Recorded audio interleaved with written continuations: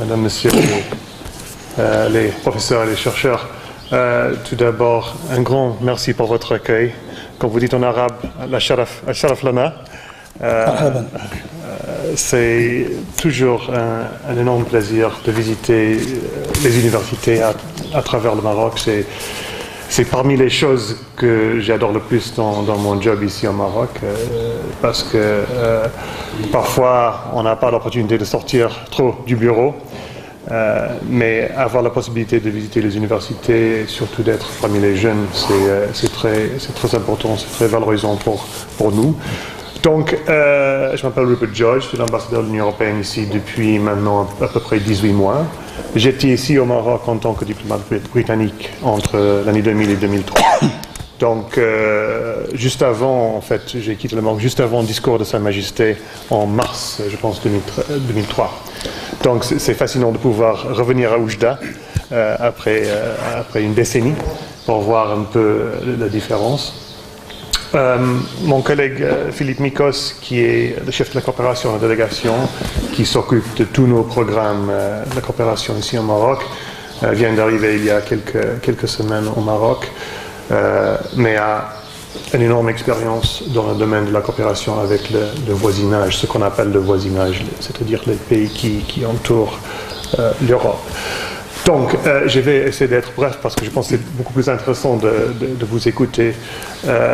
Mais nous essayons, j'essaie de faire des visites régionales tous les 6 mois dans les différentes régions du Maroc, parce que si on reste à Rabat ou à Casablanca, on n'a qu'une partie de ce qui se passe dans le pays.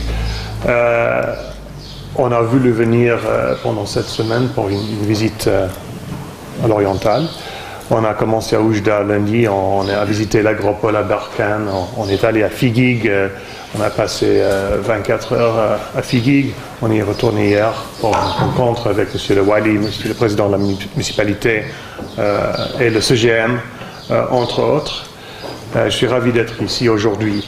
Les objectifs de notre visite sont surtout de mieux comprendre les enjeux, mieux comprendre la situation politique, économique, sociale, etc., les particularités, les spécificités de votre région, et de regarder ce que nous avons fait en tant que l'Union européenne dans votre région, de suivre un peu les projets que nous avons en cours et de voir ce que nous pouvons faire dans l'avenir.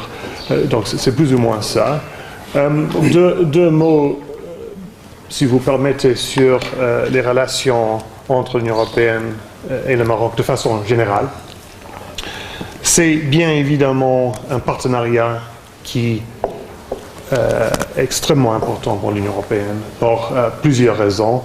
J'ai peut-être pas le temps d'entrer en beaucoup de détails ici, mais vous n'êtes pas seulement notre voisin le plus proche de façon géographique, sur le plan géographique, mais également dans plusieurs différents domaines. On a l'habitude depuis maintenant bien plusieurs décennies de travailler ensemble de façon très étroite.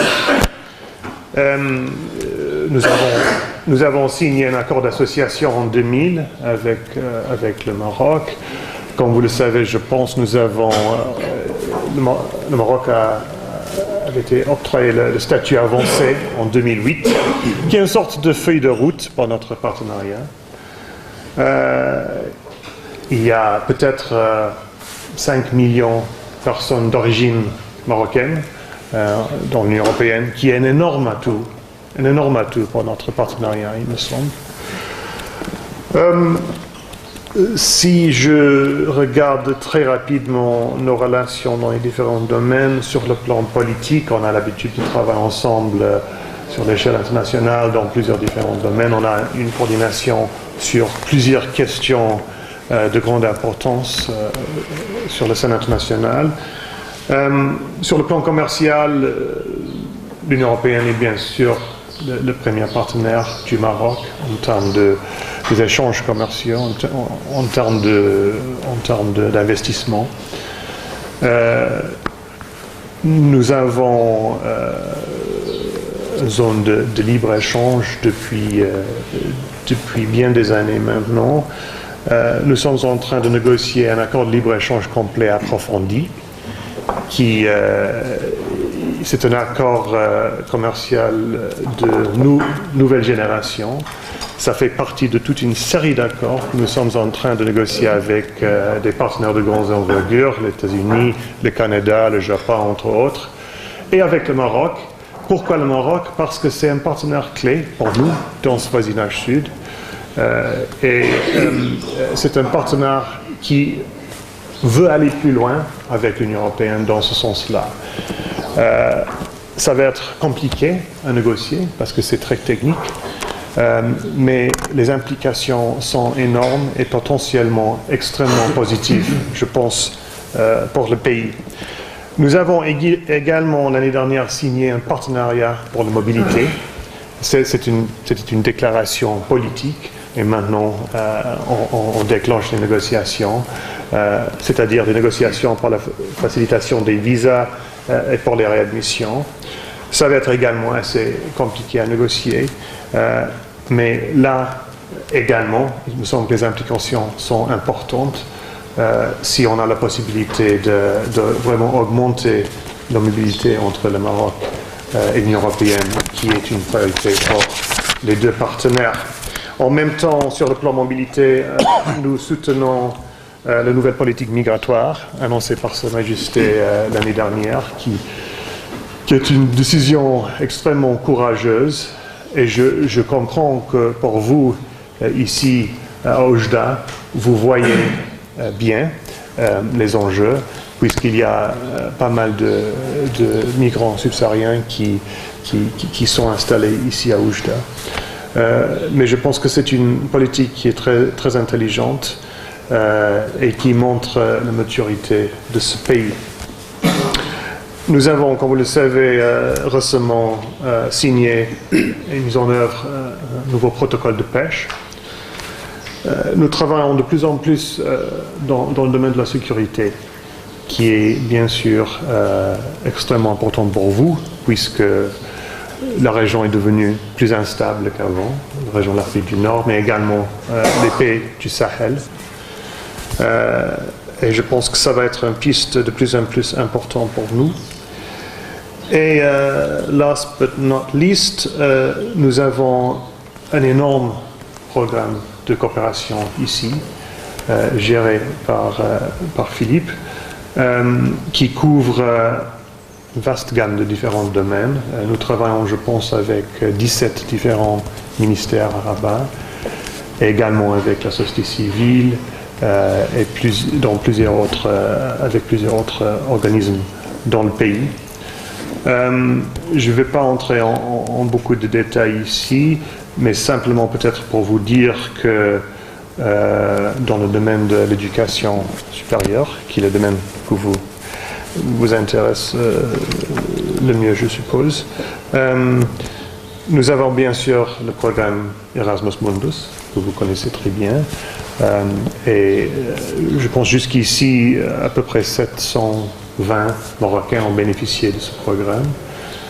Dans le cadre de Tempus, le Maroc, c'est le pays du voisinage sud qui a bénéficié, je pense, le plus, qui a été le plus actif en ce qui concerne le programme Tempus, avec 87 projets.